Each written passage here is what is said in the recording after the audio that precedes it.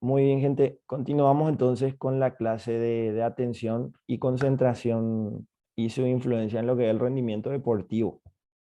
Eh, Anteriormente habíamos llegado hasta esta parte, donde estábamos hablando de las dimensiones de la atención, ¿no? Hablábamos de una cuestión externa o interna, básicamente, de prestar atención a estímulos que son externos, pueden ser cualquier tipo puede ser una luz, puede ser un sonido, puede ser la voz de alguien, la indicación, ¿no? Y algo interno tiene más que ver, por ejemplo, con lo que uno piensa, ¿verdad? O con el área cognitiva de uno mismo. Y a eso se le agregaba otro indicador que era si era amplio, le decimos, o si era reducido, ¿verdad? Si era amplio, quería decir nada más que son distintos tipos de estímulos, son más dispersos. La cantidad de estímulos a los que yo voy atendiendo. Entonces a eso se refiere cuando dice una dimensión de la atención o de la concentración que es amplia, ¿verdad? Y lo reducido, lo que tiene que ver con reducir a uno o dos estímulos máximos. Y ahí yo les puse algunos ejemplos de lo que pueden ser algunas situaciones deportivas para que ustedes puedan entender, no quiero cerrar ahí, puedan entender, ¿verdad? Cuándo es amplia y cuándo es reducida. Por ejemplo, amplia externa se usa mucho ese estilo o esa forma de atención. Ahí les puse un ejemplo, un poste en futsal que debe evaluar la disposición de los rivales para pasar el balón, ¿verdad? O sea, el famoso cuando dicen escanear o la visión periférica, ¿verdad? Que tenés que atender muchas variables, muchos estímulos que están ocurriendo. Entonces tu atención tiene que ser externa, dirigida hacia algo externo y tiene que ser amplio, ¿verdad?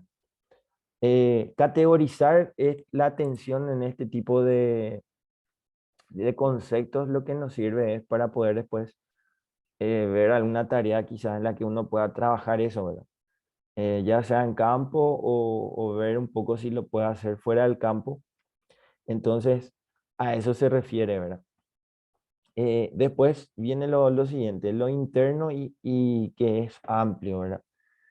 Dice analizar y planificar. Pero qué cosa, ¿verdad? Por ejemplo, una situación deportiva con rapidez. Eh, una situación deportiva, podemos poner también en este caso como figura en el ejemplo a una persona que no es el deportista, pero que sí está vinculado, que es el entrenador, ¿verdad? Entonces, planificar, desarrollar una estrategia, una táctica, tal vez una jugada, una situación de juego y un movimiento, etcétera, implica ese tipo de atención, porque es atender muchas variables, pero cosas que yo tengo que ir analizando, digamos, y a la vez, si voy a hacer un plan, ¿verdad? Tengo que ir viendo cómo puede afectar o no eso. Entonces, a eso se refiere, una atención amplia interna. Después ya viene lo otro, lo reducido. Dice, la atención reducida externa, ¿verdad? Se usa para actuar como una focalización de la atención en un objeto o situación específica, ¿verdad? Pero que es externa. Y en este caso el ejemplo del billar, ¿verdad? Una jugada puntual, entonces, donde uno fija los puntos de toque, vamos a decir, donde tiene que llegar la bola para poder completar una jugada, ¿verdad? Si es una posición un poco difícil, ¿verdad? Entonces, puntualmente yo tengo que ir atendiendo y es algo reducido, ¿verdad? Es mínimo, como le dije, uno o dos estímulos, ¿verdad? Y es externo. Entonces, es ese tipo de focalización a la que se refiere. Y después viene lo otro, dice reducido interno. Y reducido interno es, por ejemplo, ya centrarte en una cuestión específica, pero a nivel mental de uno mismo. Ahí, por ejemplo, entra mucho algunas estrategias que se usan para trabajar con los deportistas. Por ejemplo, se habla de visualización como una estrategia psicológica, ¿verdad? Una estrategia de entrenamiento mental. Y la visualización, como su nombre lo dice, es visualizar, pero por ejemplo, visualizar un momento puntual, una ejecución técnica.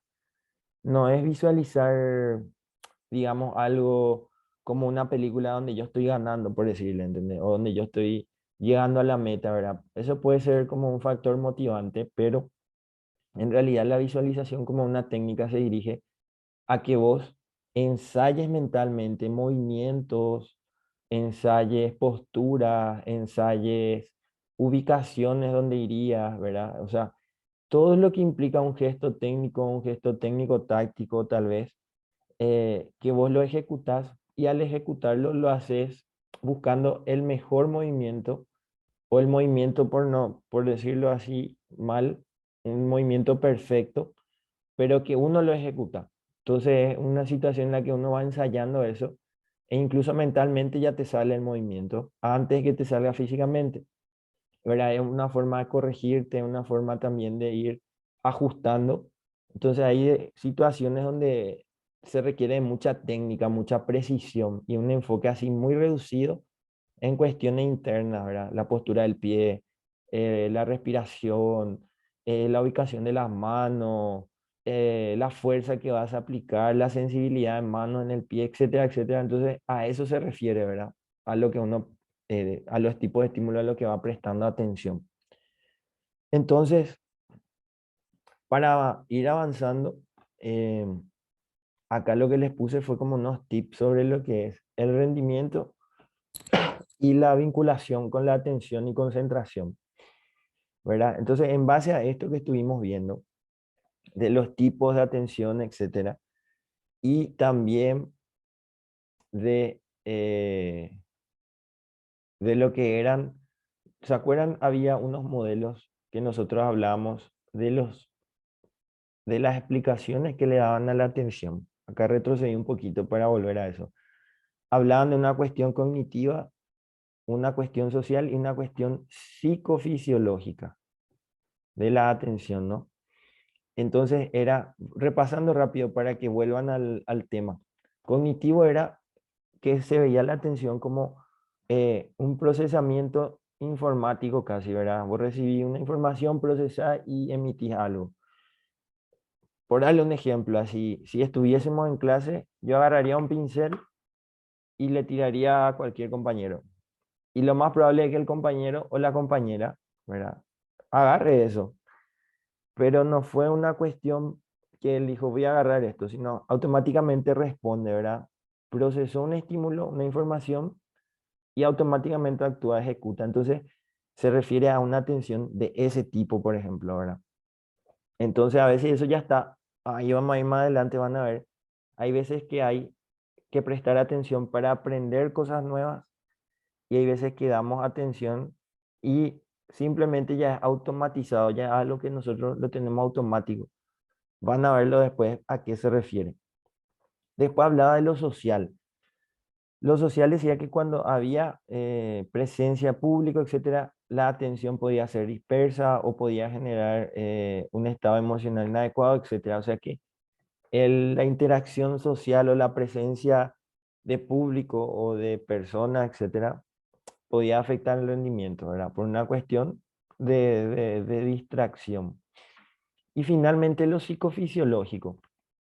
Lo psicofisiológico hablaba de que si vos afectás algún indicador psicofisiológico, la atención también se puede ver afectada, ¿verdad? O sea que hay como una correlación, ¿verdad? Entonces, por ejemplo, eh, qué sé yo, una persona que está ansiosa y no tiene tanto dominio, eh, por dar un ejemplo, tanta técnica en el fútbol y encima está sufriendo de un poco de ansiedad y no sabe gestionar, es más probable que se muestre torpe, ¿verdad?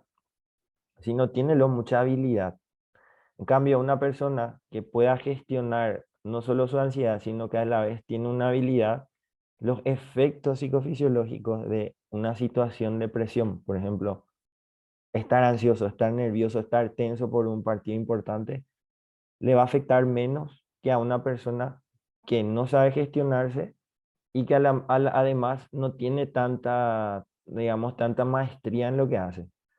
Entonces, por eso a veces se habla que es importante el entrenamiento, como lo conocemos, de mejorar una técnica, una táctica, una cuestión física, pero también es saber gestionar emociones, ¿verdad? Porque eso puede hacerte disperso, por ejemplo, entonces tenés problemas de atención, me dicen. Y aparte se nota también, ¿verdad? Porque estás descoordinado y otro tipo de cuestiones que se notan también en ese tipo de deportistas. Bueno, entonces volviendo a lo nuestro, a donde ya estamos, ese era para hacer un repaso más. Los tips empiezan por ahí. Empieza, por ejemplo, por alternar estilos. ¿Qué quiere decir? Que hay gente que tiene esa capacidad de centrarse en una cosa, centrarse en muchas cosas. Es una habilidad como tal.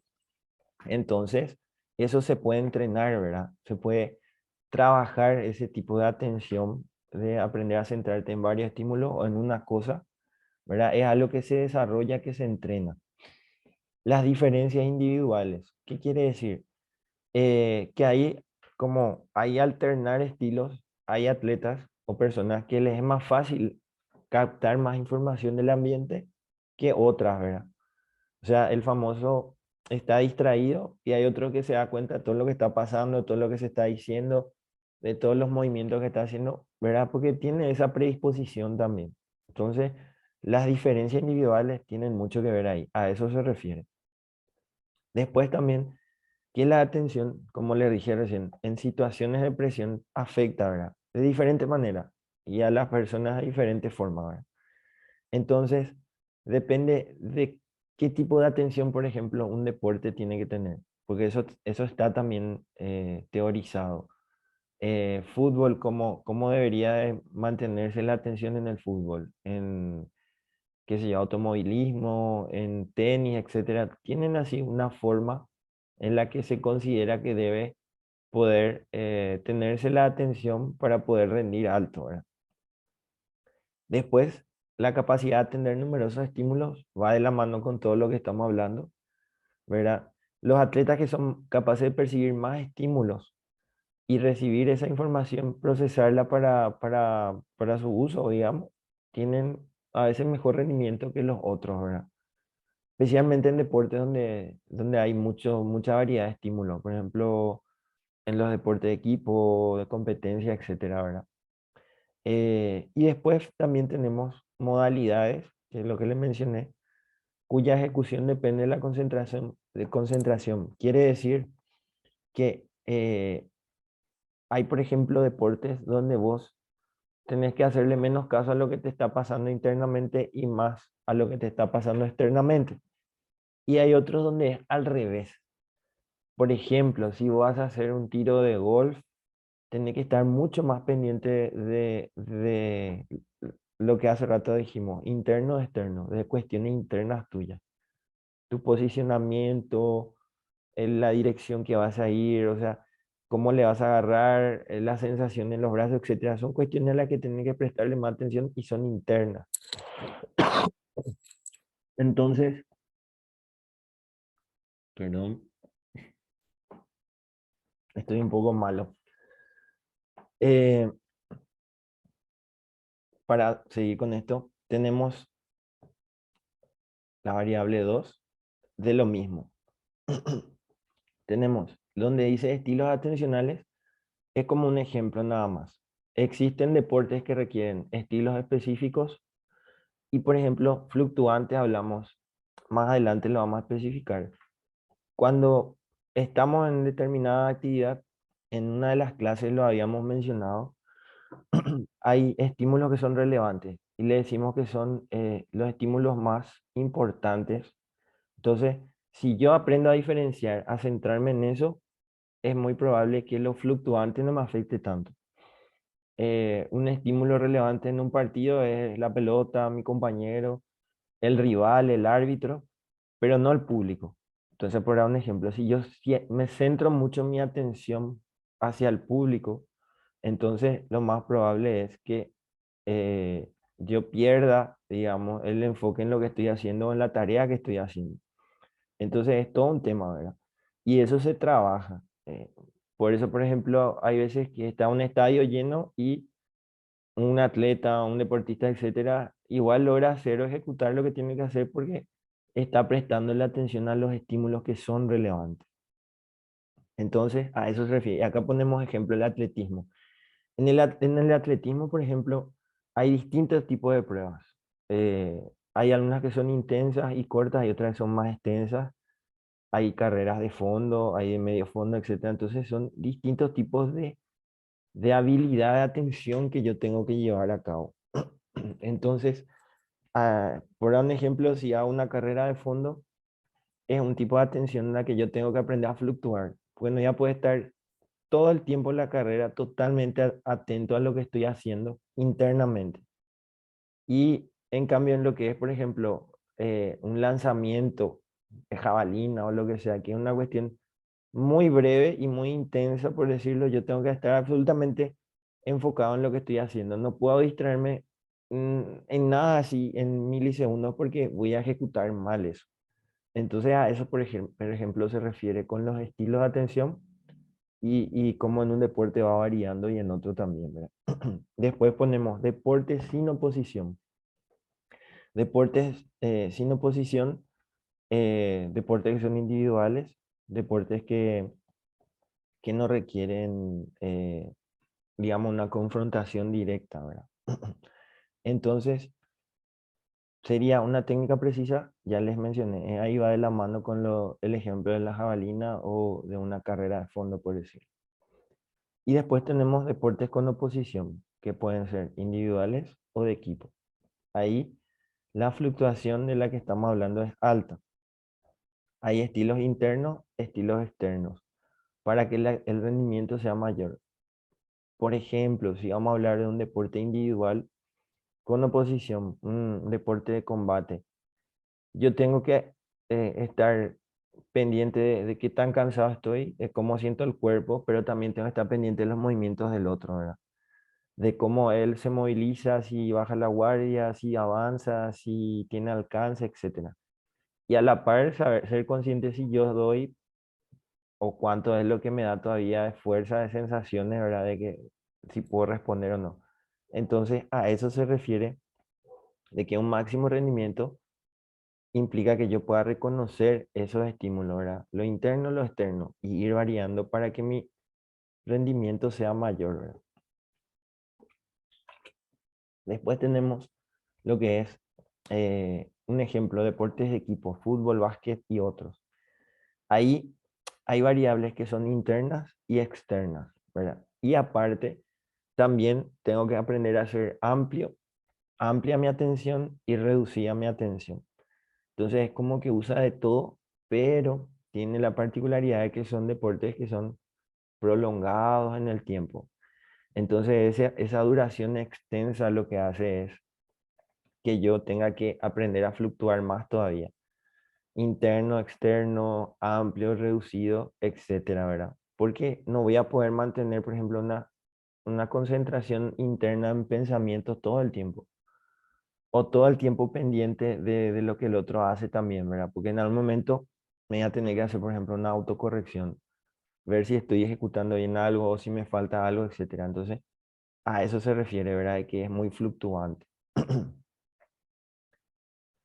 Ok, acá tenemos en un modelo a lo que le llaman temporalidad y que tiene que ver con lo que acabo de mencionar.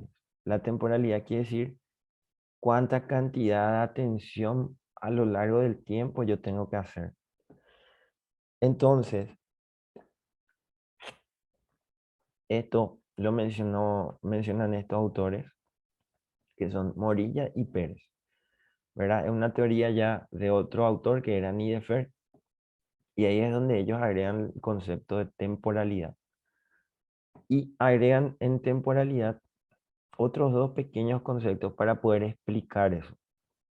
Es la dirección y la amplitud. La dirección es cuando se va hacia adentro o hacia afuera, a lo que nosotros ya lo hablamos, ¿verdad? La amplitud, lo mismo, cantidad de tiempo que uno está concentrado. Esto es algo que nosotros ya lo hablamos en clases anteriores y en la clase anterior también creo, pero simplemente acá ya está más desglosado, eh, más teoría para que se entienda todo el concepto, ¿verdad? Y no sea muy básico. Entonces, la dirección es el foco atencional hacia donde se dirige. Y la amplitud, la cantidad de tiempo que uno tiene que atender. Si es algo, una tarea corta, una tarea muy larga. Entonces, ahí es donde entra esto. Por ejemplo, la atención extratemporal, la atención intratemporal, que tiene que ver con dirección esto. Extratemporal es exterior, eh, que puede ser antes o después de un momento presente. Los pensamientos, por ejemplo. Y intratemporal es algo en el momento. Una concentración sobre algo que te está pasando ahora mismo. Por ejemplo, si yo te pregunto algo y te hago pensar sobre algo, eso sería. Y lo otro es algo que yo puedo pensar a futuro, recordar algo, etcétera. Entonces a eso se refiere, ¿verdad? Hacia dónde está direccionado. Y en amplitud tenemos lo siguiente. Vamos a ver un poco de esto. Tenemos que es la mantenida cuando es una tarea amplia, periodo de tiempo amplio, y restringida a un periodo de tiempo corto. Estos se combinan, ¿verdad? Para que no se mareen tanto, ¿verdad? Esto es en lo que quiere englobarse en temporalidad nada más, ¿verdad? Cuando hablamos de temporalidad, atención es esto. Entonces, están los estilos combinados. Estas variables se combinan y generan un tipo de atención, vamos a decir. Está el mantenido extratemporal, que, por ejemplo, dice, para evaluar con rapidez una situación en el tiempo, eh, el restringido extratemporal, que se utiliza para centrarse de manera no distractora momentos antes o después de una acción. Y después tenés lo que es mantenido intratemporal, adecuado para analizar, para planificar un momento dado, restringido y intratemporal. Sirve para repasar mentalmente el momento de la ejecución. Si se dan cuenta, es casi lo mismo que hace rato estábamos viendo. Simplemente les puse para que lo vayan asimilando así, ¿verdad? ¿De dónde salió todo eso? Ok.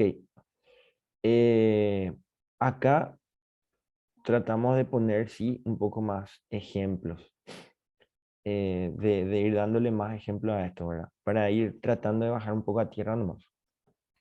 Arriba está lo mismo que está atrás y abajo lo que tratamos de agregar son los ejemplos, ¿verdad?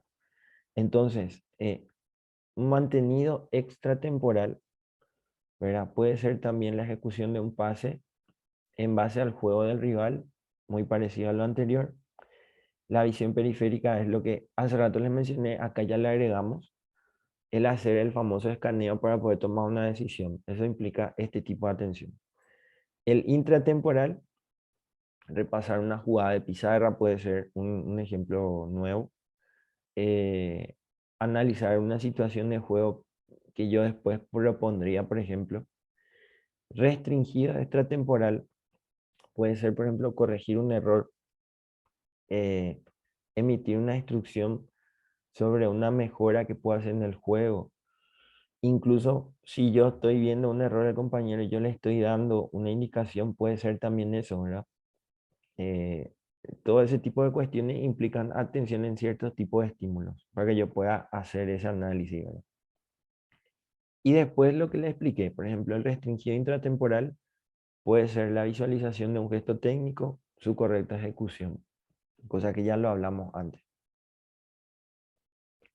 Ok, hablando de atención dentro de un modelo deportivo, yo les voy a contar este modelo, que es un modelo que tiene su tiempo, pero es lo que más se usa en deporte. Y el autor es Butcher, se llama, ya de hace tiempo, del 92. Bueno, ¿qué pasa acá? Acá lo que hay es que, o sea, el modelo específicamente acá lo que hace es conjugar esos tres enfoques que teníamos anteriormente. Procesamiento de la información, la parte social, ¿de acuerdo? Y la psicofisiológica. Entonces él trata por eso es integral de atención, trata de meter todo eso en una teoría y de ver lo que es la atención como un proceso multifactorial, o sea que hay muchas cosas a tener en cuenta y que eso afecta al rendimiento deportivo, ¿verdad? Y a la vez estos enfoques separados dentro de esta teoría están como interrelacionados o se complementan. De alguna manera hay una relación entre ellas, ¿verdad? Y todo eso afecta al rendimiento deportivo. Entonces, ahí abajo es esa definición la que está. La interacción de factores internos y externos influencian al deportista, ¿verdad? En lo que es un proceso atencional durante la actividad y cómo esto se nota, ¿verdad? Porque yo hablo de algo, pero yo cómo noto. Ahí si volvemos atrás de todo lo que ya hablamos, noto mucho en las conductas motoras del deportista. ¿Se acuerdan las respuestas fisiológicas, cognitivas y motoras?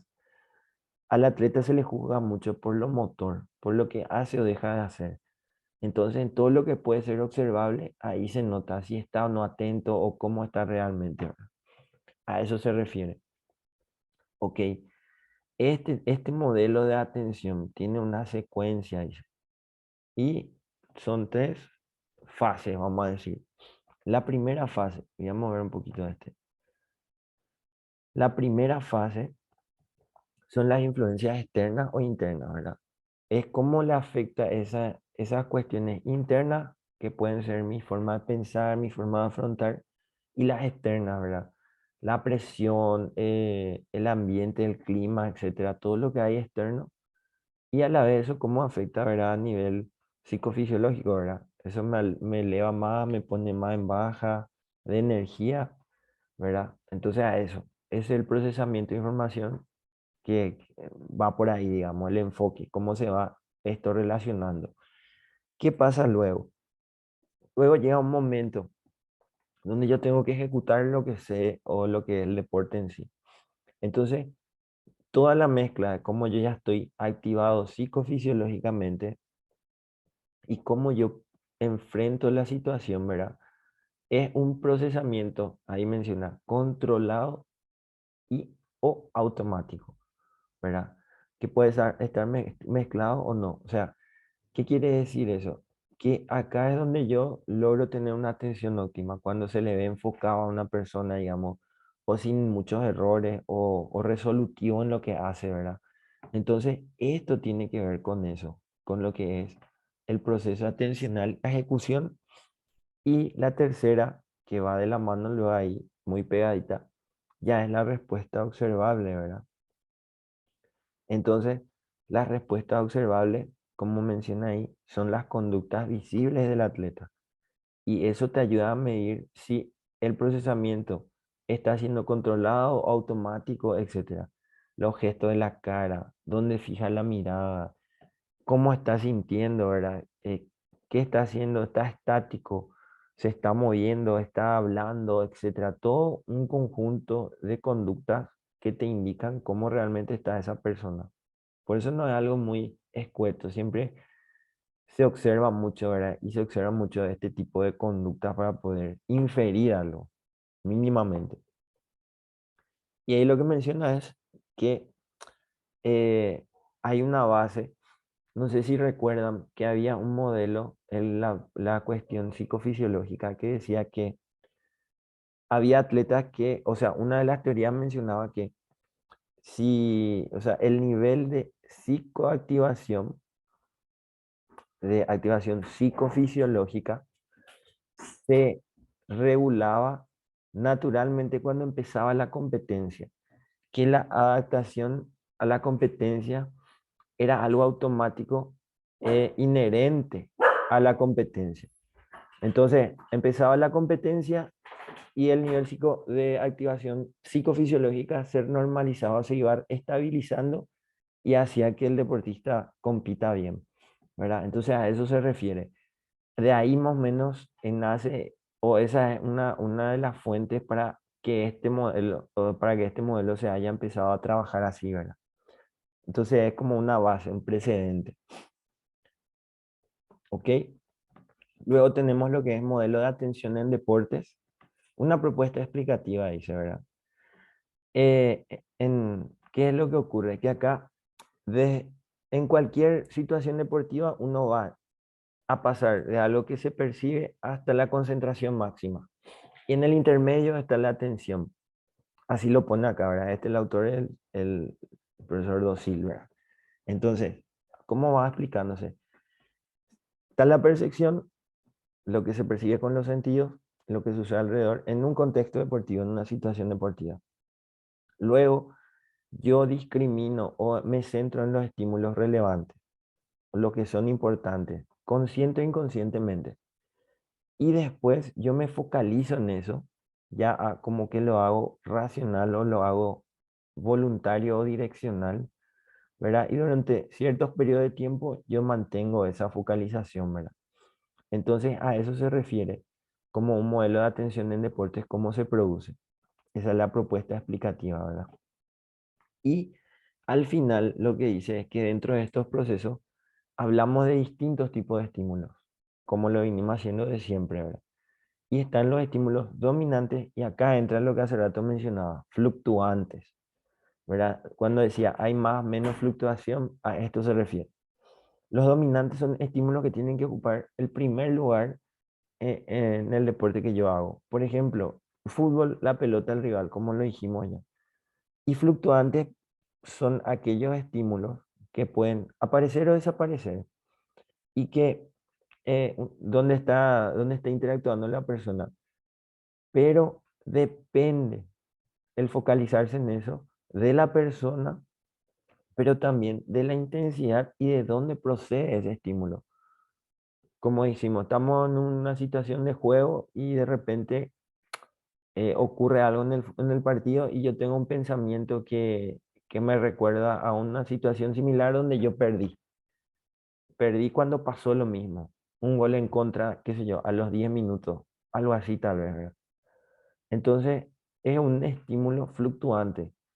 Si ese estímulo fluctuante pasa a ser dominante, yo me fui. Estoy prestando atención a algo que no es relevante para mi competencia, para mi rendimiento. A eso se refiere. Entonces, estímulos fluctuantes pueden ser varios y de distintos tipos, ¿verdad? Y acá está, intensidad, procedencia. Intensidad puede ser alta o baja, procedencia externa o interna, eso ya lo va manejando.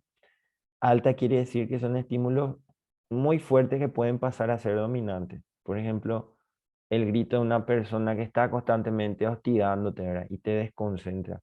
Es fluctuante, vos estás habituado a eso, pero de repente ese día te toca más.